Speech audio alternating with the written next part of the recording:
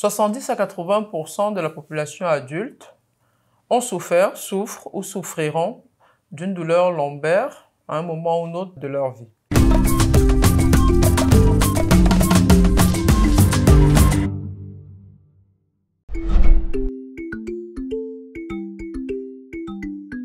Bienvenue à nouveau sur ma chaîne, je suis le Dr Ngayam, médecin anesthésiste et responsable de l'entreprise Domaine Médical à Barcelone.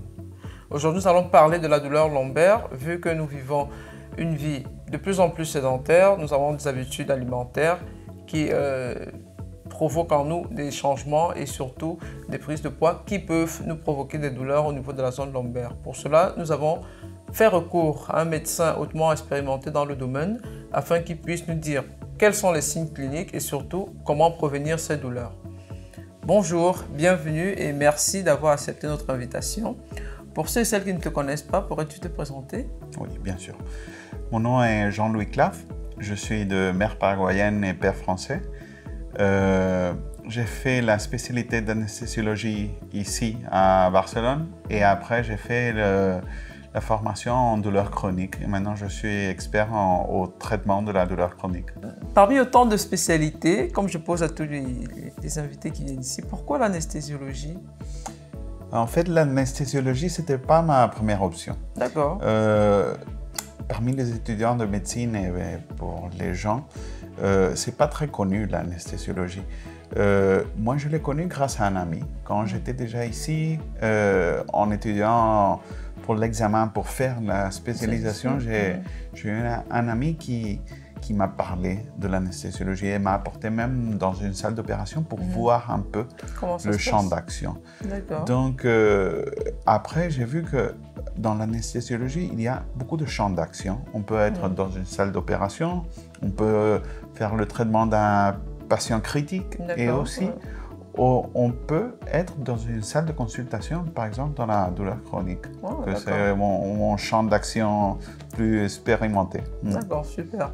Et donc, pour entrer dans le vif du sujet, quelle est la différence entre une douleur lombaire, une douleur sciatique ou alors c'est pareil? Non, justement, c'est très important.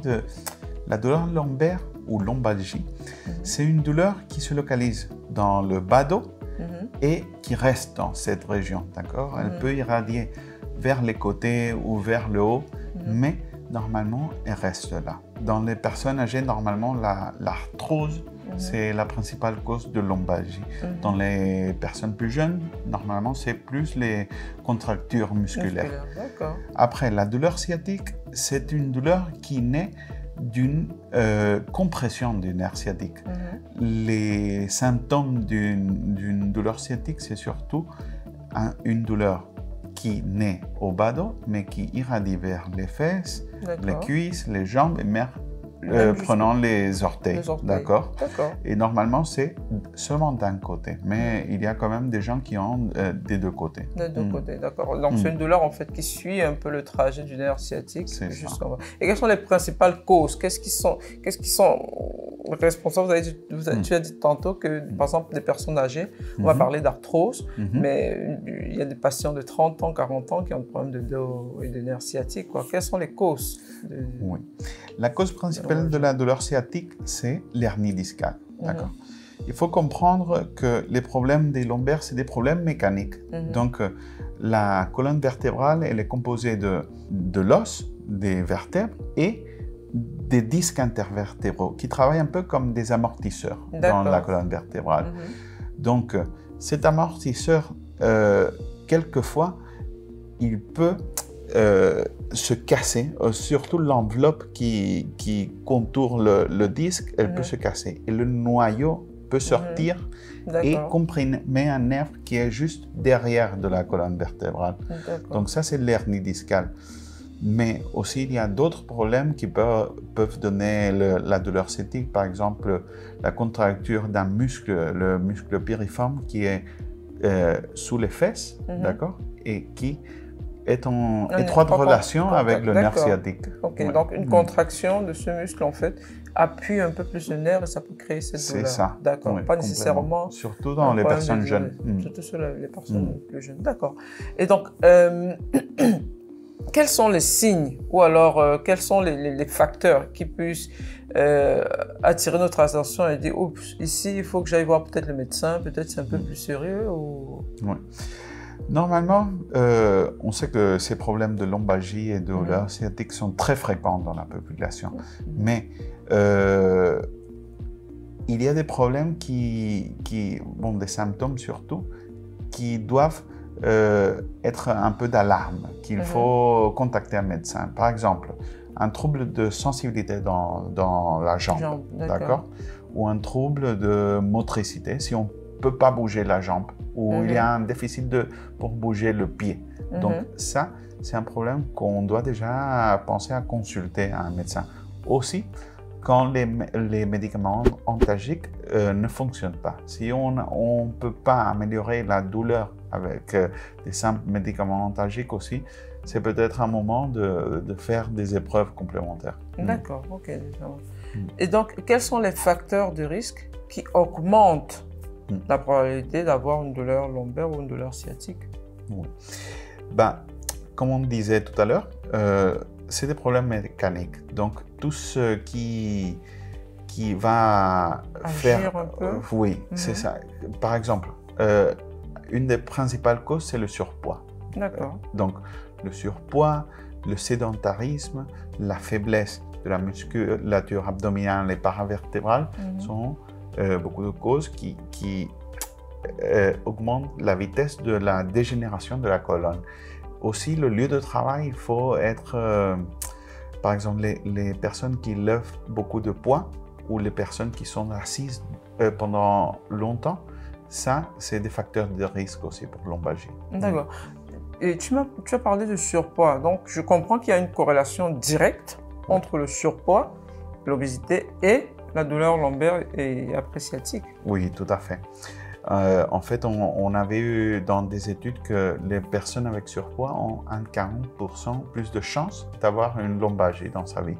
Et de ces personnes qui ont déjà une lombalgie, il y a 90% de plus de chances d'être hospitalisées à cause de ce problème.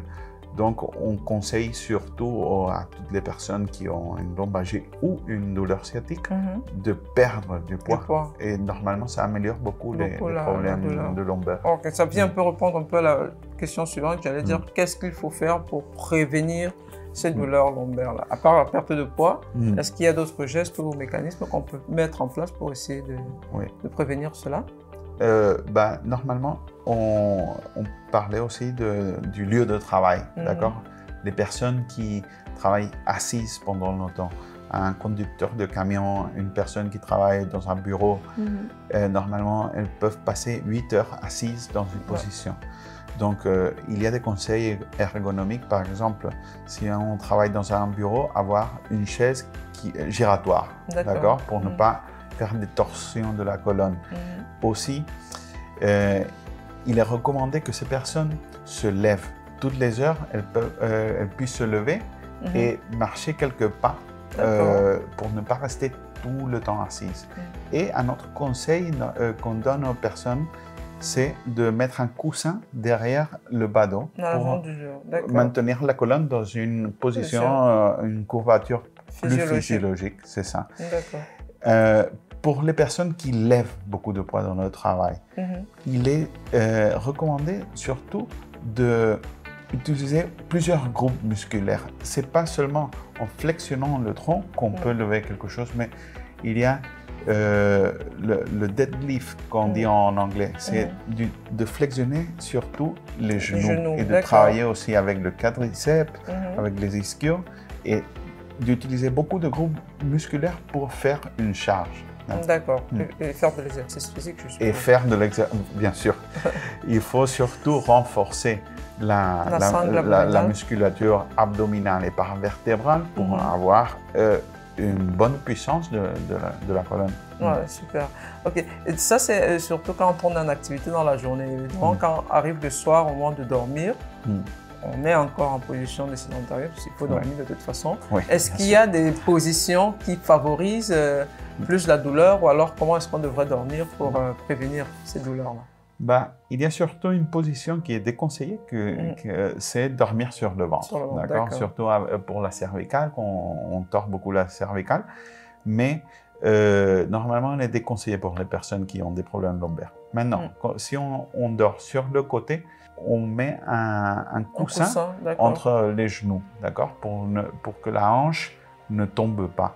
Et aussi que le coussin de la tête puisse maintenir la position horizontale de toute la colonne. D'accord, ok. Et pour les gens qui dorment sur le dos, surtout, mettre un coussin sous les genoux pour pouvoir maintenir aussi la courbature de la lombaire. D'accord, et ouvrir un peu toute la zone pour libérer un peu le disque, je suppose. C'est ça. D'accord, super. Ah ben merci beaucoup, merci pour tous ces conseils, merci d'avoir répondu présent à notre invitation. Et vous pouvez revenir quand vous voulez. Merci beaucoup. D'accord. Ben, on arrive au terme de cet entretien. J'espère qu'elle vous a plu. Si c'est le cas, n'oubliez surtout pas de mettre le petit pouce, de partager et surtout de vous abonner pour ne pas perdre les prochaines vidéos.